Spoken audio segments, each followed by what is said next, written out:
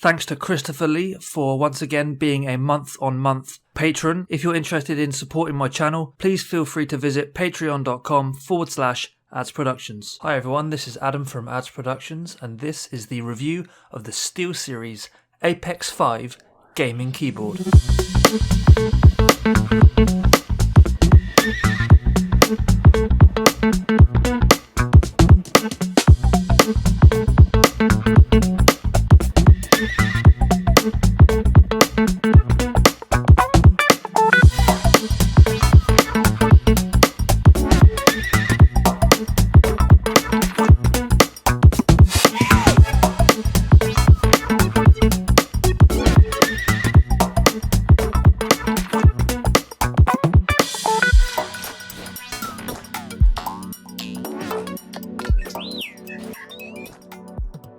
When you take it out of the box, you will notice that it's actually quite lightweight. There are two main pieces to this puzzle, one of which is the keyboard itself, and the next thing you have is the magnetic wrist rest, which basically connects onto the front of the keyboard. Immediately, it does not have any particular striking design patterns or strange markings that will stand out to you. That will change though later on in this video. You do get a little product guide as well, just a little leaflet that tells you what goes on with the keyboard, how to use it, just your basic thing that you take out of the box, you don't look at ever again, you just get straight into using the keyboard. So how about the design then? They use very, very high quality aluminium or aluminum, depending on what part of the world you're from.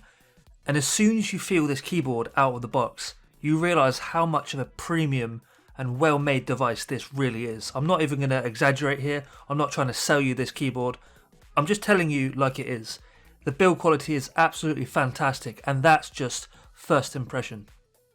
It's an aluminium alloy, which basically means it's lightweight, durable, and can handle anything that you throw at it, or type fast, or rage quit and slam your hand on the keyboard. It's going to be able to handle that. Obviously, try not to make a habit of punching your keyboard, but we get it, those games happen. Sometimes there is a need to punch your keyboard, purely for rage quit sake. I understand it, I don't recommend it. Let's just say it's going to be able to take a punch, although not recommended. On the flip side of the keyboard, they have a three-way cable routing method. Basically, it's got an engraved path where you can have the cable run down the back of the keyboard and then come out where you'd like it to, so it will fit into your desktop setup. You can have it channeled on the left-hand side through the series of grooves on the back of the keyboard, so that when you place your keyboard down on your desk, the wire comes out of the back of the keyboard on the left hand side. Alternatively, you can move the keyboard wire to go through the path so it goes on the left hand side, the middle, or the right hand side, meaning that wherever you put the keyboard on your desk, there is a way to make sure the cable goes in the direction you want it to and looks cool when you're trying to show off your system setup. The thickness of the keyboard cable also shows how much more of a premium product this is. It's not just flimsy, very, very thin that you get with your $10, $15 keyboards. They put some thought into this, and the technology behind it, as you're going to see later on with the switches, with the design, and all of the things like that. You can't really speak badly about the design of this keyboard. An often overlooked and underappreciated part of the keyboard world is the wrist rest. And that's what we're going to talk about now. It's a very plain wrist rest, all black. It doesn't have the same material by the looks of things as the keyboard itself.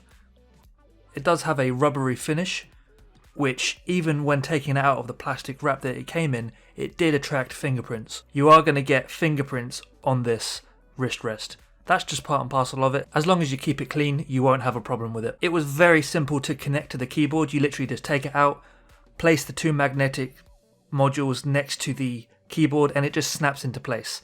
The magnet isn't so strong as to go flying out of your hands onto the keyboard. It just takes a little bit of direction, you put it next to the keyboard, and you've got it connected. Ergonomically speaking, it is really, really good. You put your hands on the keys, the wrist rest sits directly under your wrists as it obviously would. Typing away, I didn't have any strain. The positioning of the keyboard and the wrist rest is great.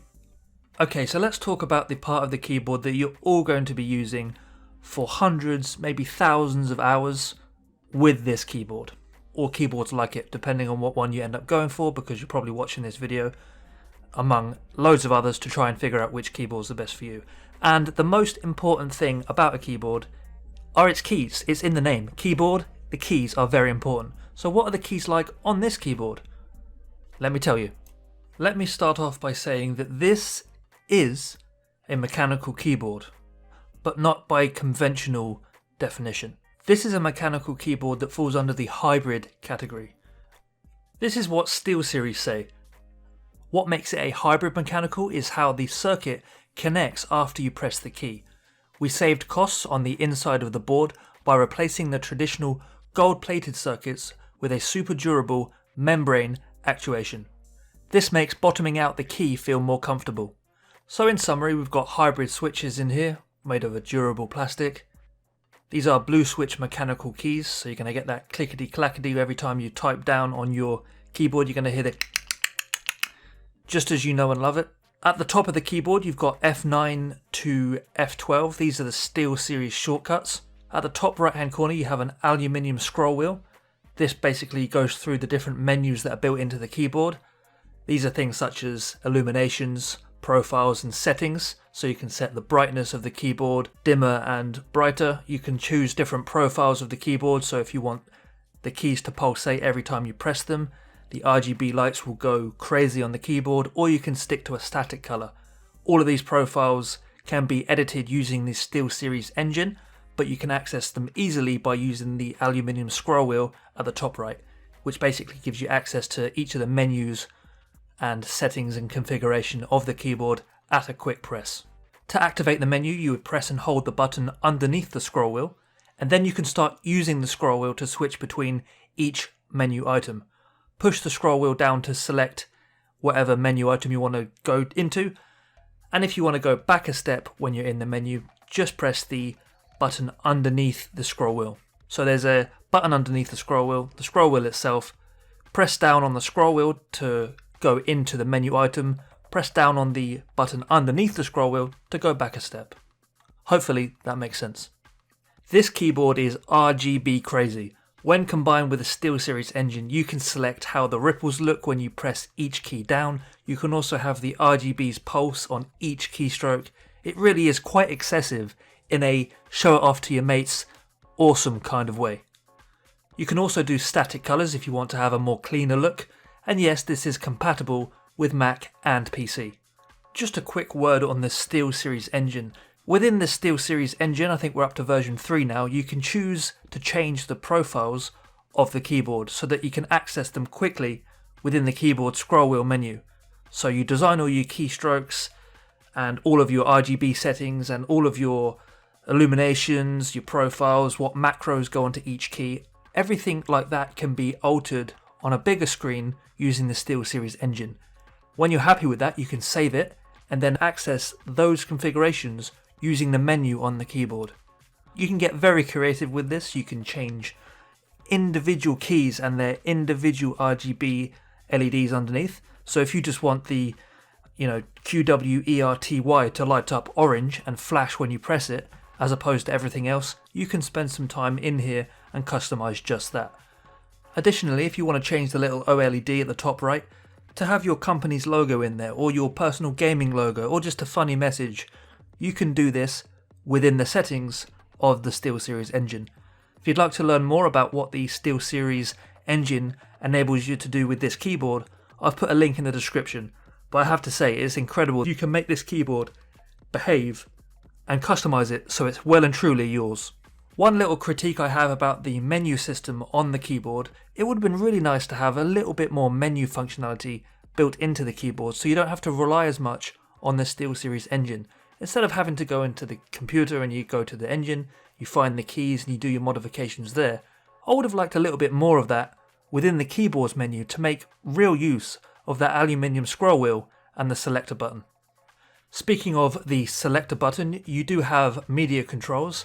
So as standard, the scroll wheel at the top right is the volume. However, this can be configured again within the SteelSeries engine. When removing each of the keycaps, you do feel a slightly cheap side of this keyboard, but this is just the keycaps and you can replace them with aftermarket ones if you so choose. If you're looking for a hybrid keyboard that isn't as expensive as most premium level mechanical keyboards, you want an amazingly well built device. You want illuminations coming out of your ears. You want additional cable management using the little grooves on the back so that you can choose left, right or centre for the wire to come out the back of the keyboard, as well as the somewhat now standard wrist rest. I don't know how you can go far wrong with this keyboard. So in summary, what's my biggest concern with this keyboard? Honestly, the fingerprints for the wrist rest. And even then, that's not a big deal. Yes, you get a little bit of fingerprints here and there. Anyone who's got any amount of hygiene about them, you can literally just get a cloth and wipe that. Job done. That's not a concern for me. It's just the concern that comes to mind with this keyboard.